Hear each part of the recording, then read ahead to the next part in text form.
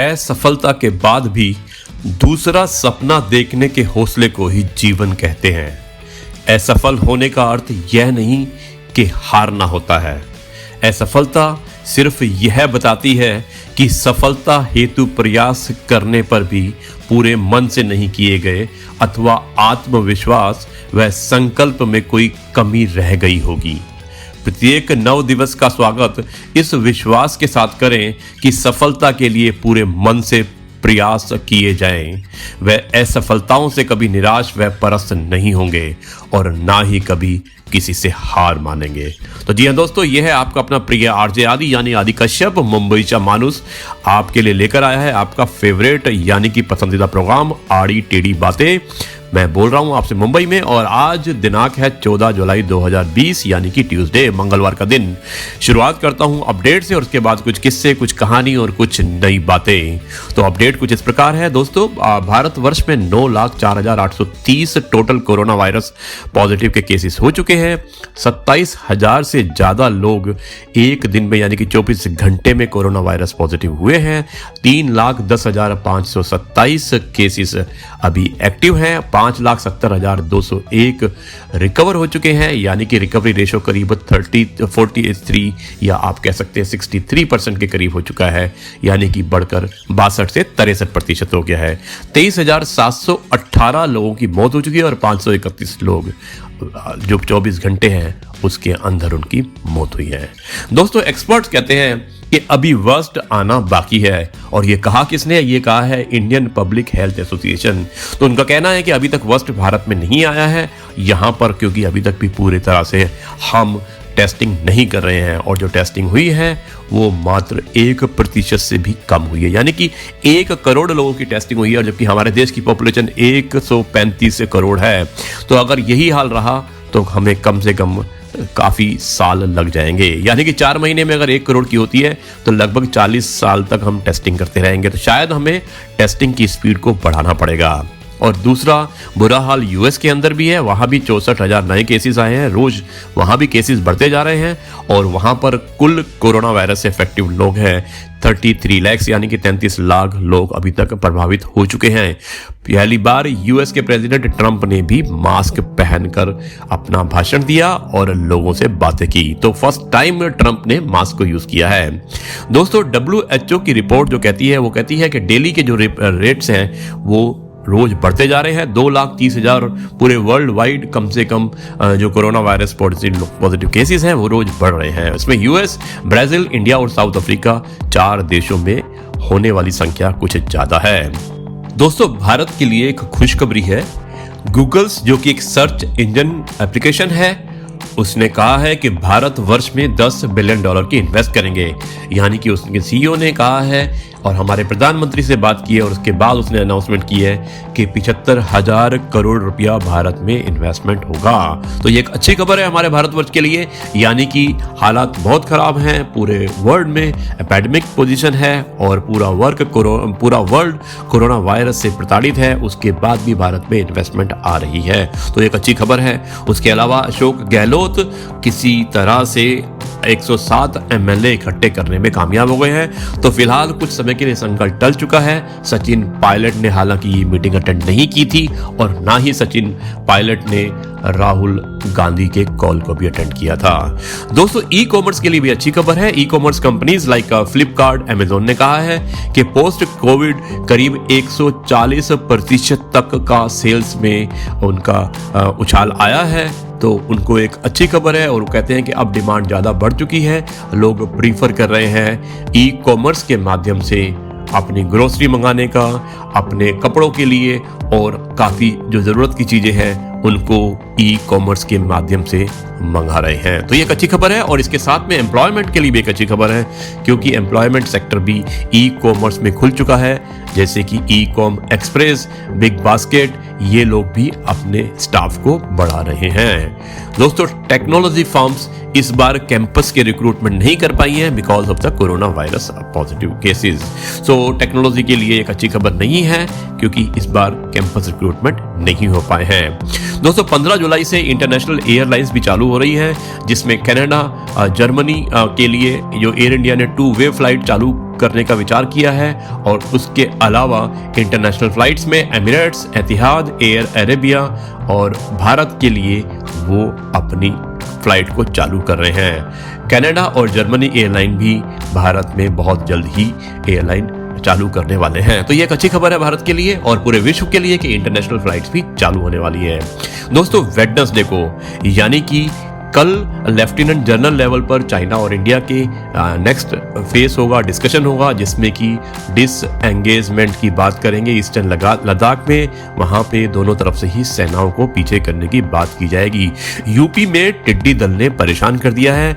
लखनऊ, सीतापुर, बाराबंकी, गोंडा और आगरा जैसे जिले अफेक्टेड हुए हैं, लेकिन डैमेजेस नहीं हुए हैं। आसाम में भी फ्लड की सिचुएशन बहुत खराब है। 13 लाख लोग अफेक्टेड हो चुके हैं। 40 और प्लस 4 यानी कि 44 लोगों की डेथ हो चुकी है और बहुत सारे डिस्ट्रिक्ट इससे काफी तरह से अफेक्टेड हो चुके हैं। दोस्तों, गुजरात के बारे में आपने सुना होगा कि गुजरात के एक कोप, जो लेडी कोप थी, उसने हेल्थ मिनिस्टर के बेटे और उनके दोस्तों को लॉकडाउन में रोकने की कोशिश की, लेकिन इसका अंजाम कुछ अच्छा नहीं हुआ। उनका ट्रांसफर कर दिया गया। दोस्तों, यूएस की 5G एक कंपनी है, जाइंट कंपनी है, जिसका नाम है क्वालकॉम।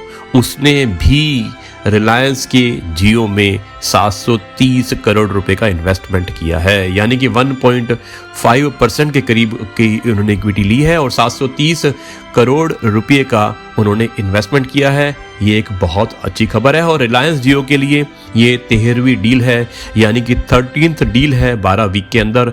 इसके अलावा बड़ी बड़ी कंपनीज जैसे कि फेसबुक और इंटेल, इस कंपनियों ने भी भारत में जियो में इन्वेस्टमेंट किया था। उसके अलावा दोस्तों, नेपाल भारत से नाराज है। उसने कहा है कि भारत का जो प्रेस है, जो मीडिया है, वो नेपाल के बारे में अच्छी खबरें नहीं दे रहा है और यही सोचकर नेपाल ने भारत के न्यूज़ चैनल को नेपाल के अंदर बैन कर दिया है।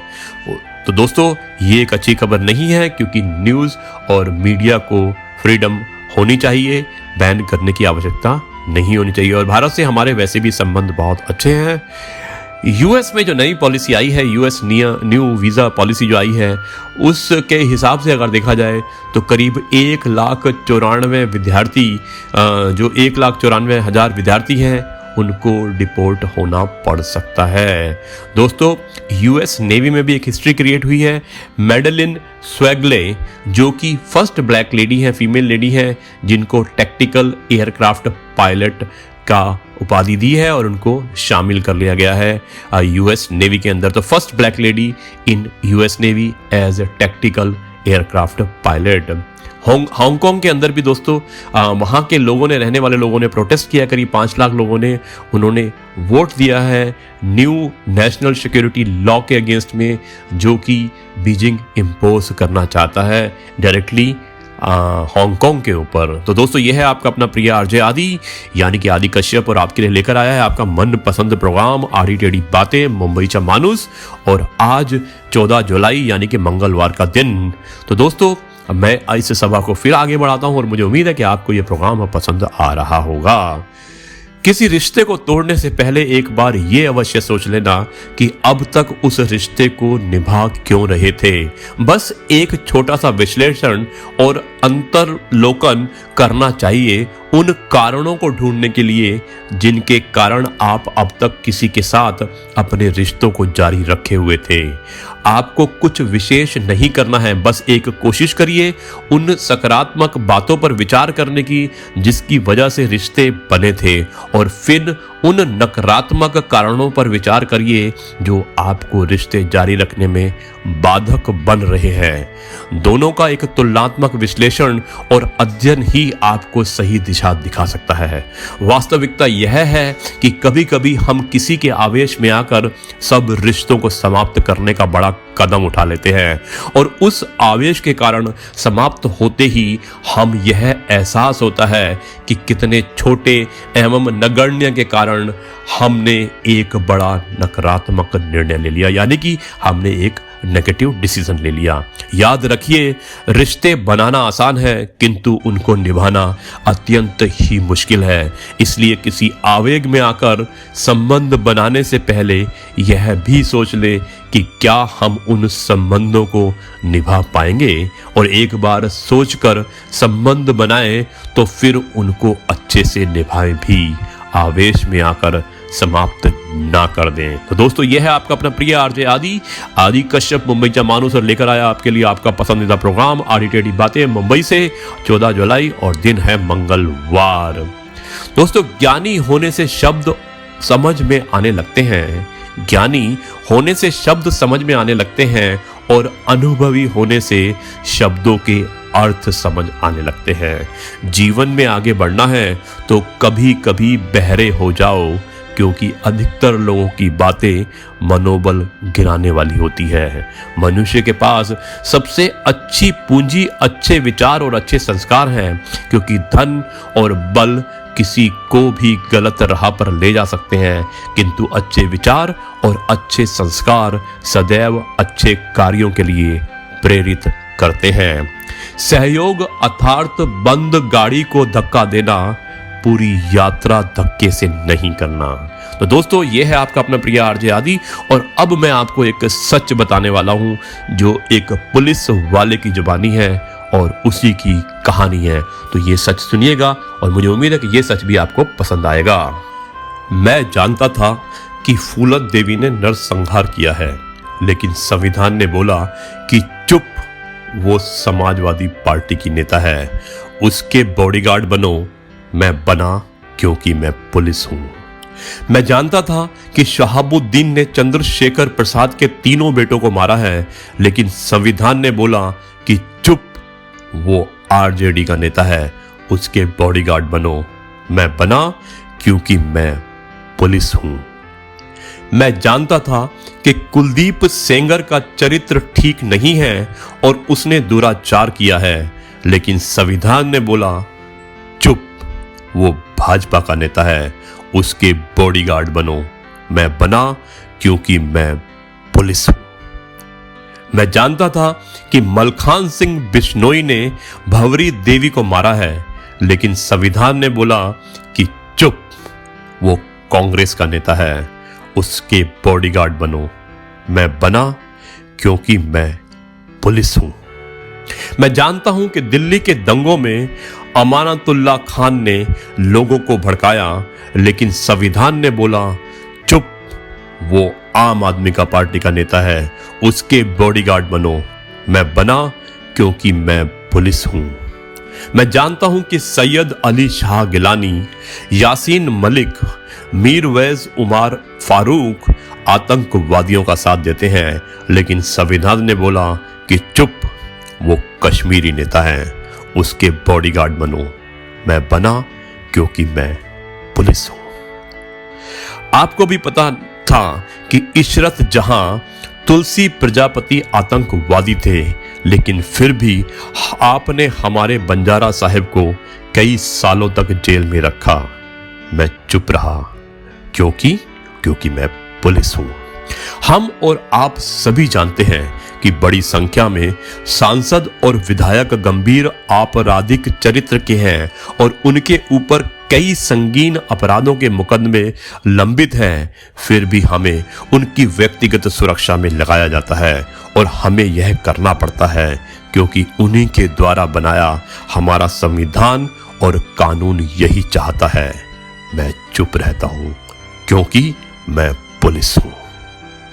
कुछ साल पहले हमने विकास दुबे, जिसने एक नेता का खून किया था, जो आपके सामने प्रस्तुत किया था, लेकिन गवाह के अभाव में आपने उसे छोड़ दिया था। मैं चुप रहा क्योंकि मैं पुलिस हूं। लेकिन माय लॉर्ड, विकास दुबे ने इस बार ठाकुरों को नहीं, चंद्रशेखर के बच्चों को नहीं, भंवरी देवी को नहीं, किसी नेता को नहीं, मेरे अपने 8 पुलिस वालों की बेरहमी से हत्या की थी, उसको आपके पास लाते तो देर से ही सही, लेकिन आप मुझे उसका बॉडीगार्ड बनने पर जरूर मजबूर कर देते। इसी उधेड़ बुन और डर से मैंने रात भर उज्जैन से लेकर कानपुर तक गाड़ी चलाई और कब नींद आ गई पता ही नहीं चला और एक्सीडेंट हो गया। और उसके बाद की घटना सभी को मालूम है। माय लॉर्ड, कभी सोचिएगा कि अमेरिका जैसे संपन्न और आधुनिक देश में 5 सालों में पुलिस ने 5,511 अपराधियों का एनकाउंटर किया है।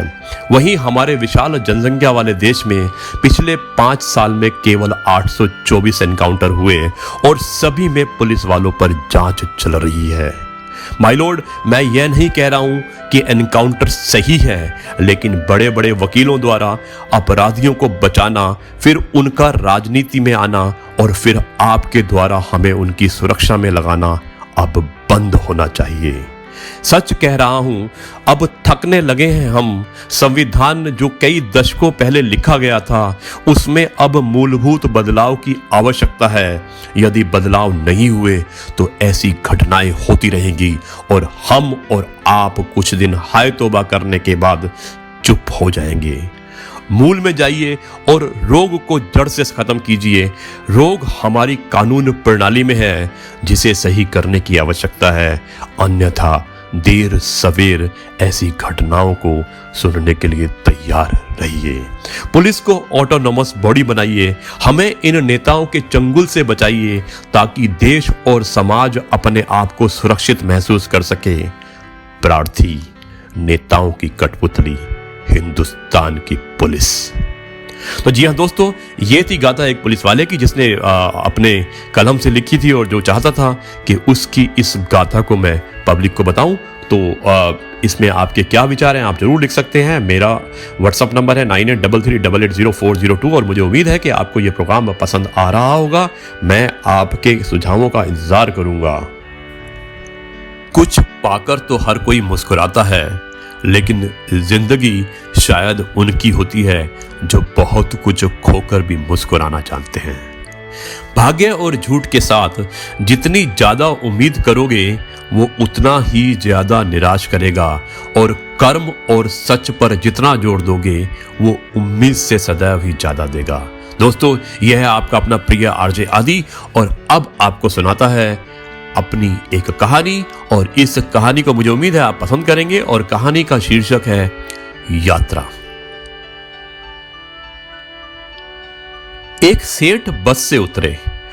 उसके पास कुछ सामान था और आसपास उन्होंने नजर दौड़ाई तो उन्हें एक मजदूर दिखाई दिया। सेठ ने आवाज देकर उसे बुलाया और कहा कि अमुक स्थान तक इस सामान को ले जाने के कितने पैसे लोगे? आपकी मर्जी है साहब, जो देना है दे देना, लेकिन मेरी एक शर्त है। जब मैं सामान लेकर चलूं तो रास्ते में या तो मेरी सुनना या आप सुनाना। सेठ ने डांट कर उसे भगा दिया और कहा कि किसी अन्य मजदूर को देखता हूं, और वो अन्य मजदूर को देखने लगे। लेकिन आज भी वैसा ही हुआ जैसे राम वन गमन के समय गंगा के किनारे केवल केवट की ही नाव थी, यानी कि सेठ जी को कोई भी मजदूर नहीं मिला। तो मजबूरी में सेठ जी ने उसी मजदूर को बुलाया और मजदूर दौड़ा दौड़ा भाग कर आया। तो इसका मतलब सेठ जी, आपको मेरी शर्त मंजूर है। सेठ मजबूर था, इसलिए उसने स्वार्थ के कारण हां भर दी। सेठ का मकान लगभग 500 मीटर की दूरी पर था, यानी कि आधा किलोमीटर दूर था। मजदूर सामान उठाकर सेठ के साथ चल दिया और बोला, सेठ जी आप कुछ सुनाओगे या मैं सुनाऊं? सेठ ने कहा, अरे भाई तू ही सुना दे। मजदूर ने खुश होकर कहा, जो कुछ मैं बोलूं उसे ध्यान से सुनना। यह कहते हुए मजदूर पूरा रास्ते हुए बोलता चला गया, यानी कि पूरे रास्ते पर बोलता ही चला गया और दोनों मकान तक पहुंच गए। मजदूर ने बरामदे में सामान रख दिया और सेठ जी ने जो पैसे दिए थे वो उसे ले लिए उसने, यानी कि मजदूर ने सेठ जी के द्वारा दिए हुए पैसे ले लिए और वो सेठ से बोला, सेठ जी मेरी बात आपने ध्यान से सुनी या नहीं? सेठ ने कहा, मैंने तेरी बात नहीं सुनी। अरे मुझे तो अपना काम निकालना था, बस मेरा काम हो गया तो मैं अब चलता हूं। मजदूर बोला, सेठ जी आपने जीवन की बहुत बड़ी गलती कर दी। कल ठीक 7 बजे आपकी मौत होने वाली है। सेठ को गुस्सा आया और बोले, तेरी बकवास बहुत सुन ली मैंने, जा रहा है या तेरी पिटाई करूं? मजदूर बोला, मारो या छोड़ दो, लेकिन कल शाम को आपकी मौत होने वाली है। अब भी मेरी बात ध्यान से सुन लो। अब सेठ थोड़ा गंभीर हुआ और बोला, सभी को मरना है, अगर मेरी मौत कल शाम को होनी है तो होगी, इसमें मैं क्या कर सकता हूं? तो मजदूर बोला, तभी तो कह रहा हूं कि अब भी मेरी बात ध्यान से सुन लो। तो सेठ ने अंत में कहा, चल सुना, मैं ध्यान देकर सुनूंगा। मजदूर ने कहा, मरने के बाद ऊपर जाओगे तो आपसे यह पूछा जाएगा कि हे मनुष्य, पहले पाप का फल भोगेगा या पुण्य का? क्योंकि मनुष्य अपने जीवन में पाप और पुण्य दोनों ही करता है। तो आप कह देना कि पाप का फल भुगतने को तैयार हूं, लेकिन पुण्य का फल आंखों से देखना चाहता हूं। और इतना कहकर मजदूर वहां से चला गया। दूसरे दिन ठीक 7 बजे सेठ की मौत हो गई। सेठ ऊपर पहुंचा तो यमराज ने मजदूर द्वारा बताया गया प्रश्न कर दिया और उसने कहा, पहले आप पाप का फल भोगना चाहते हो या पुण्य का? सेठ ने कहा, पाप का फल भुगतने को तैयार हूं, लेकिन जो भी जीवन में मैंने पुण्य किया है उसका फल आंखों से देखना चाहता हूं। यमराज बोले, हमारे यहां पर ऐसी कोई व्यवस्था नहीं है, यहां तो दोनों के फल भुगतने होंगे आपको। सेठ ने कहा, फिर आपने मुझसे पूछा ही क्यों? अगर पूछा है तो उसे पूरा भी करो। धरती पर तो अन्याय होते देखा है, पर यहां पर भी अन्याय? यमराज ने सोचा, बात तो सेठ जी सही कर रहे हैं, इससे पूछकर बड़े बुरा फंसा मैं। मेरे पास कोई ऐसी पावर भी नहीं है जिससे कि इस जीव की इच्छा पूरी की जाए। तो विवश होकर यमराज उस सेठ को ब्रह्मा जी के पास ले गए और पूरी बात बता दी। ब्रह्मा जी ने भी अपनी पोथी खोली और उन्होंने सारे पन्ने पलट डाले, लेकिन उनको कानून की कोई ऐसी धारा या उपधारा नहीं मिली जिससे जीव की इच्छा पूरी हो सके। ब्रह्मा जी भी विवश होकर यमराज और सेठ को साथ लेकर भगवान के पास पहुंचे और उन्होंने सारी समस्या बता दी। भगवान ने यमराज और ब्रह्मा से कहा, आप लोग जाइए और अपना अपना काम देखिए। और वो दोनों चले गए। फिर भगवान ने सेठ से पूछा, अब बोलो तुम क्या कहना चाहते हो? तो सेठ जी बोले, अजी साहब, मैं तो शुरू से ही एक ही बात कर रहा हूं कि पाप का फल भुगतने को तैयार हूं, लेकिन पुण्य का फल आंखों से देखना चाहता हूं। भगवान बोले, धन्य है वो गुरु यानी कि मजदूर जो तेरे अंतिम समय में भी तेरा कल्याण कर गया।